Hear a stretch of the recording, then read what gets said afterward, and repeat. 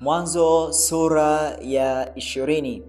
Ibrahim akaondoka huko kwenda nchi ya kusini, akakaa kati ya Kadesh na Shuri, naye akatembea katika Gerari.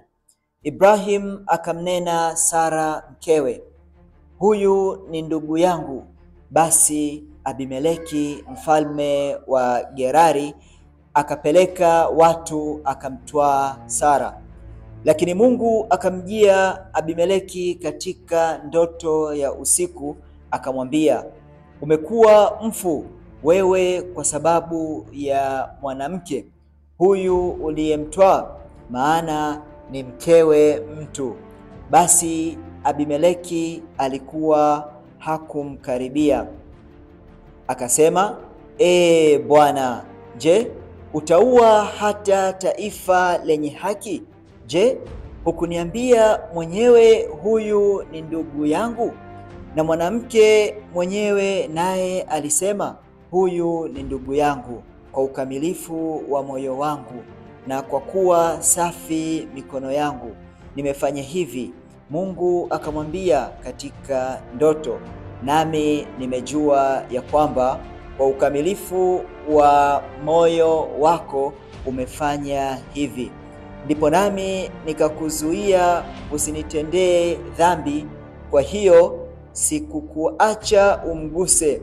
Basi sasa umrudishe mwanamke kwa mtu huyo, maana yeye ni nabii, naye atakuombea upate kuishi. Bali usipomrudisha, fahamu ya kwamba kwa hakika utakufa wewe na watu wote ulio nao. Abimeleki akaamka asubuhi na mapema, akawaita watumwa wake wote, akawaambia maneno hayo yote masikioni mwao, nao watu hao wakaogopa sana. Kisha Abimeleki akamuita Ibrahim akamwambia, umetutenda nini?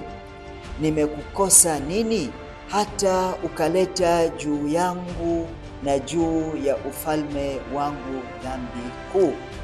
Umenitenda matendo yasiyotendeka. Abimeleki akamwambia Ibrahim, umeona nini hata ukatenda jambo hili?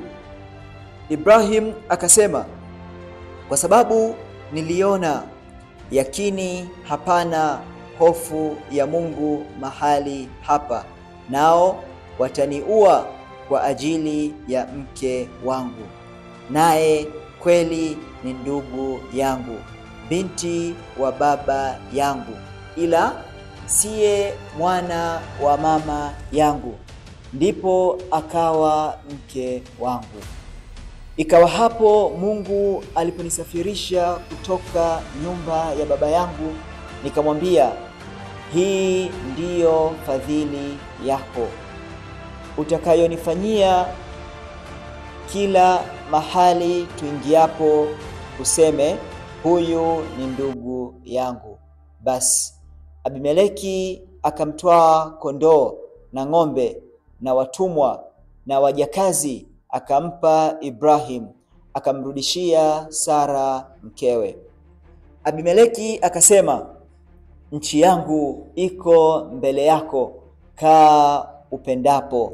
Naye akamwambia Sara, tazama, nimempa ndugu yako fedha 1000, itakuwa kifunika macho kwako mbele ya wote walio pamoja nawe, nawe utakuwa na haki mbele ya watu wote.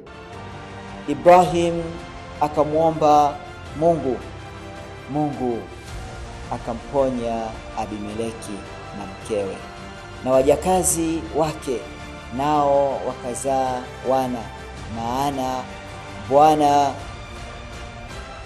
alikuwa ameyafunga matumbo ya watu wa nyumbani mwa Abimeleki wasizae, kwa ajili ya Sara mkewe Ibrahim.